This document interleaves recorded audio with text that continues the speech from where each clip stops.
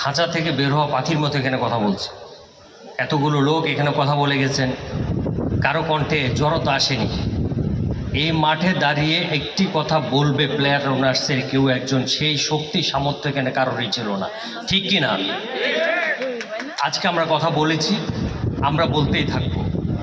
সেই সাথে স্মরণ করছি আমাদেরই সন্তান, আমাদেরই ভাই, আমাদেরই বোন, যারা আত্মত্যাগের মাধ্যমে আমাদেরকে আজকে কথা বলার সাহস এবং শক্তি জুগিয়েছেন।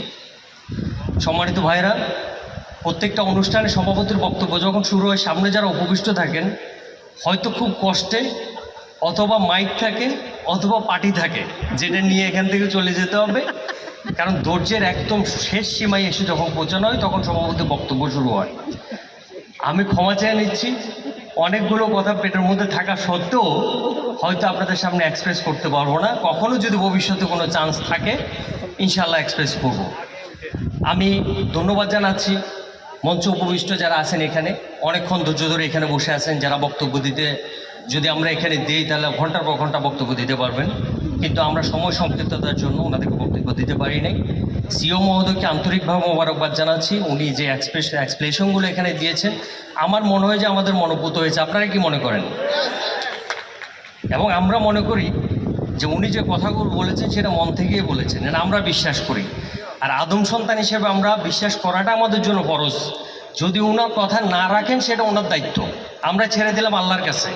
কারণ এই রাকিনে এসে আমরা চোখের পানি কাউকে দেখাইতে পারি নাই, নিজের মনে নিজে কাঁদছি, রাস্তা দিয়ে হাঁটার সময় আমরা কাঁদছি, কিন্তু আমরা কোনোভাবেই এটাকে এক্সপ্রেস করতে পারিনি। আমরা বাসায় গিয়ে আল্লাহর কাছে বলেছি, 2 রাকাত নফল নামাজ পড়েছি, আল্লাহ এই বন্দি দশা থেকে আমাদেরকে মুক্তি দেন। 5ই আগস্ট আমাদের সন্তানেরা আবাবিল পাখির মতো আমাদেরকে ডেকেছেন, আমরা অভিভাবকরা সেখানে ঝাঁপিয়ে পড়েছি এবং শেষ পর্যন্ত আমরা স্বাধীন হয়েছি। আপনারা যারা এখানে মুরব্বী আছেন, ইতিহাস যারা পড়ছেন, তারা জানেন 1582 সালে মুঘল সম্রাট আকবর একটা ধর্ম শুরু করছিল দ্বীন এলাহি, এবং সেখানে বীরবল, প্রেমচাঁদ, এরকম অনেক মন্ত্রী মিনিস্টার ছিলেন ওনার। তো সেখানে এক মোল্লা ছিল, নিশ্চয়ই জানেন, নাসির উদ্দিন। ওই মোল্লা ওই সভাসদ ছিলেন। তো যখন উনি দ্বীন এলাহি প্রতিষ্ঠা করে মন্ত্রীদেরকে জিজ্ঞেস করলেন, তোমরা কে কি হইতে চাও? যেহেতু এটা ইসলাম ধর্মের দিন, তুমি হিন্দু হয়ে তো এটা করতে পারবো না, তো তুমি কোন খোলসে থাকতে চাও?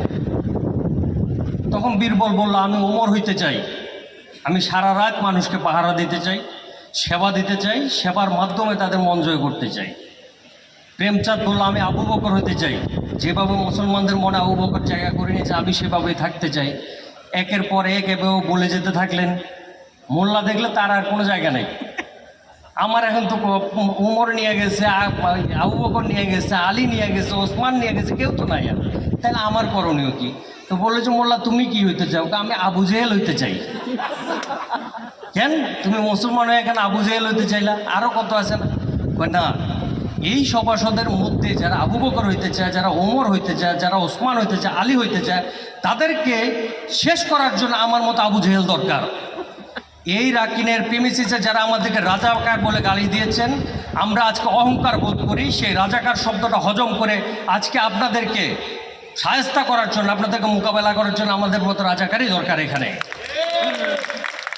আমরা সাবধান করে দিতে চাই, যারা এখানে বসবাস করেন অত্যন্ত ভদ্র মানুষেরা, নাহলে এতদিন ধরে ধৈর্য ধারণ করার কথা না। অনেক ধৈর্য ধরে আমরা এখানে বসবাস করছি, কিচ্ছু বলিনি।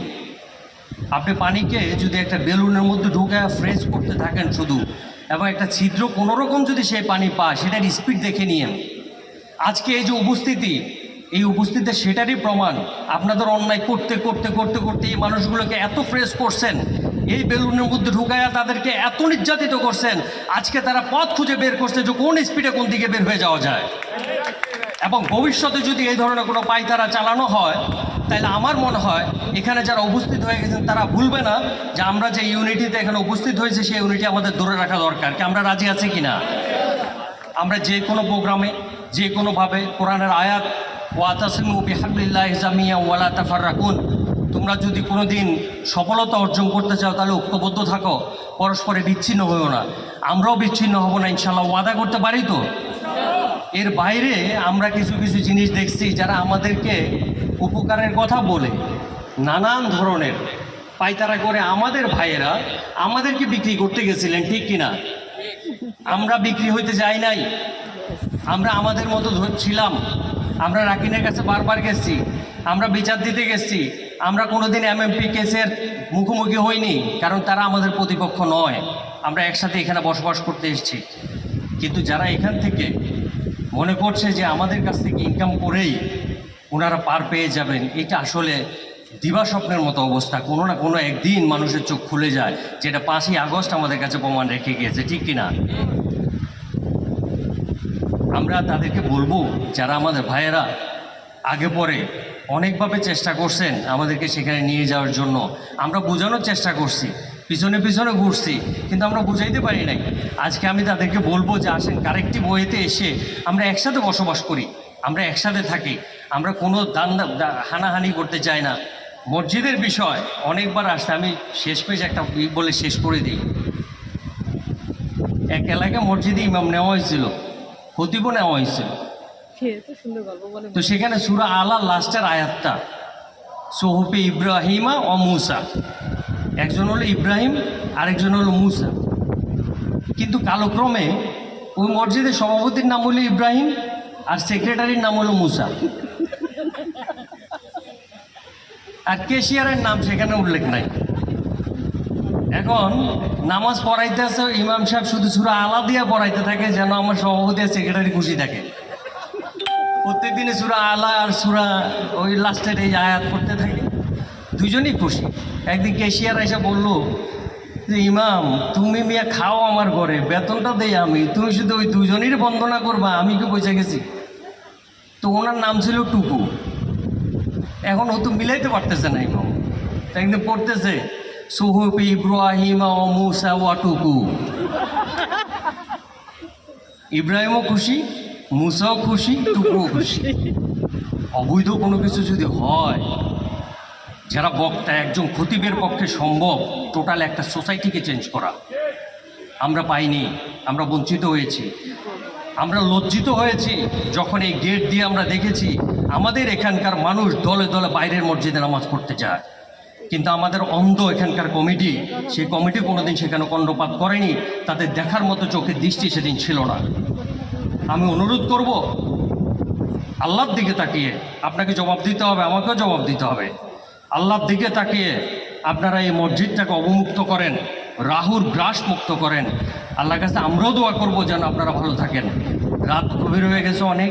আমি এখানে যারা সিকিউরিটি দায়িত্বে ছিলেন, ভলান্টিয়ার ভাইয়েরা ছিলেন, যারা টাকা দিয়ে পয়সা দিয়ে এখানে হেল্প করছেন এই প্রোগ্রামটাকে আয়োজন করার জন্য, যারা এখানে অতিথি হিসেবে অনেকক্ষণ ধৈর্য ধরে অপেক্ষা করেছেন, আমার প্রাণপ্রিয় ফ্ল্যাট ওনার্সরা, যারা আজকের এখানে উপস্থিত না থাকলে এই সভাটা সাফল্যমণ্ডিত হতো না, আমাদের এখানে বসবাসকারী মুক্তিযোদ্ধা ভাইয়েরা, যাদের অনন্য অবদানের কারণে আমরা বাংলাদেশ পেয়েছি, এবং আমাদের সন্তানতুল্য ছাত্ররা, যাদের কারণে আমরা 5ই আগস্ট পেয়েছি, সকলকে আন্তরিক মোবারকবাদ জানিয়ে, এবং পরবর্তী যে কোনো প্রোগ্রামগুলো হবে সেসব প্রোগ্রামে আপনাদের প্রাণবন্ত উপস্থিতি কামনা করে, এবং রাকিনের সিও মহোদয় আজকে অনেকক্ষণ সময় এখানে অপেক্ষা করছেন, ওনাকেও আমি আন্তরিক মোবারকবাদ জানাই এবং সকলের পক্ষ থেকে ওনাকে ধন্যবাদ জানাচ্ছি।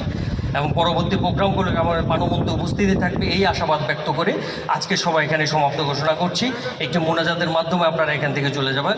আসসালামু আলাইকুম ওয়া রাহমাতুল্লাহি ওয়া বারাকাতুহু।